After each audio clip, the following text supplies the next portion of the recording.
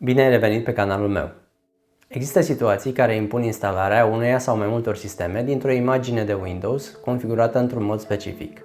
Pentru asta trebuie să captezi mai întâi imaginea sistemului de referință. În acest video vei vedea cum captezi imaginea instalării mele de Windows și cum creezi un fișier ISO de instalare. Găsești în descriere linkuri pentru descărcarea fișierilor cu comenzile folosite în continuare. Pe calculatorul pregătit pentru a captura imaginea, deschid un command prompt administrativ unde voi rula câteva comenzi pentru a elimina fișierele inutile în viitoarea imagine. Deschid mai întâi fișierul Before Capture TXT salvat local. Comenzile incluse în acest fișier execută următoarele operații: șterg update-urile de Windows descărcate local, șterg eventuale fișiere ascunse legate de instalarea Windows, șterg fișierele temporare, execută utilitarul Disk Cleanup, șterg cache-ul clientului de DNS, șterg jurnalele de evenimente. Selectez și copiez primul set de comenzi, apoi clic dreapta în command prompt pentru a fi executate.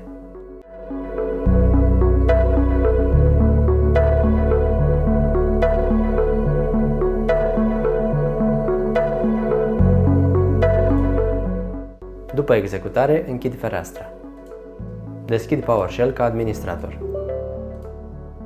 Selectez și copiez comanda de ștergere a jurnalelor de evenimente, apoi clic dreapta în fereastra de PowerShell pentru executare. Închid ferestrele, după care opresc computerul.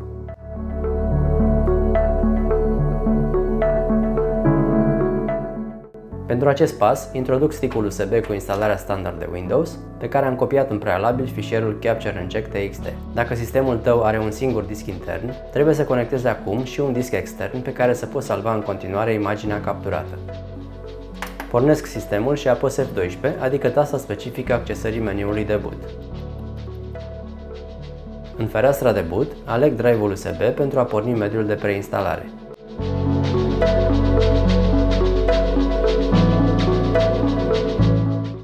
La apariția ferestrei Windows Setup, apăs simultan tastele Shift și F10, care vor face să apară un command prompt din care lansez aplicația Notepad.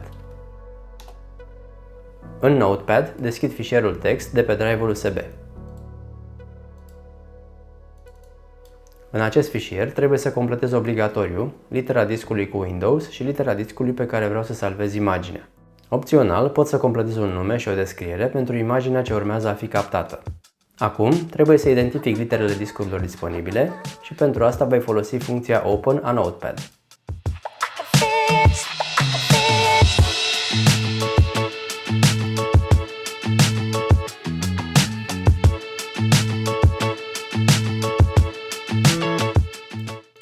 Discul cu Windows este cel cu litera D, iar imaginea capturată va fi salvată pe discul cu litera L. Completez un nume și o descriere semnificative.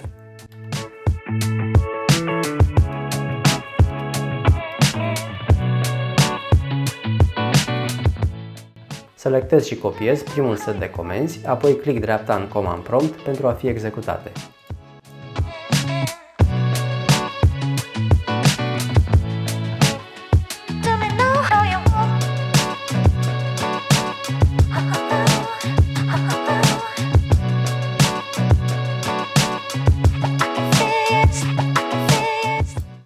După ce imaginea a fost salvată, copiez și execut comanda de verificare a imaginii.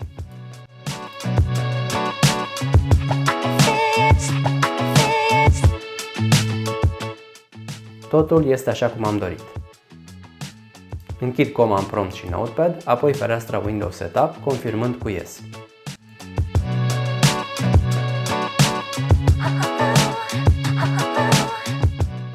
După ce sistemul repornește, deschid Explorer. Merg pe drive-ul USB și copiez toate fișierele de instalare.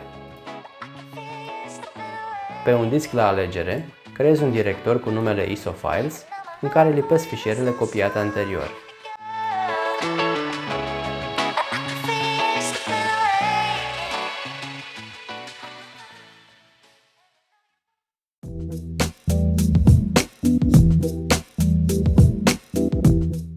Apoi merg pe discul unde am salvat fișierul install.wim, îl selectez și îl copiez în directorul Sources din ISO Files.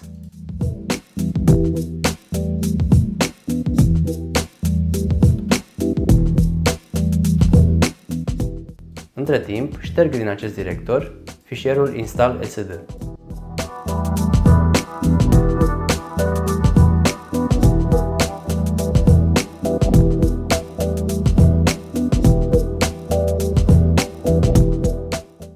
Acum deschid fișierul create.iso.txt și completez în el litera discului ce conține directorul ISO Files, litera discului unde vreau să salvez fișierul ISO și numele fișierului ISO.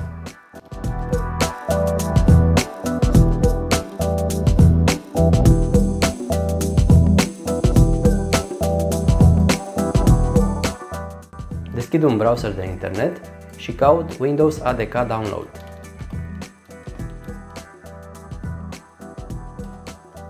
Dau click pe linkul ce conține learn.microsoft.com.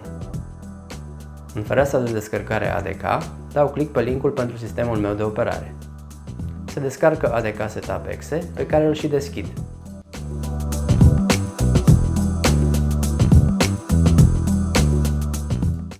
Accept termenii licenței. În fereastra de selecție, păstrez doar Deployment Tools.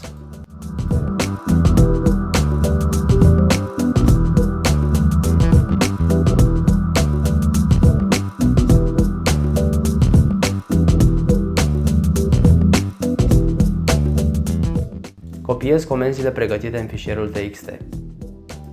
Lansez Deployment and Imaging Tools Environment ca administrator și apăs click dreapta pentru a rula comenzile.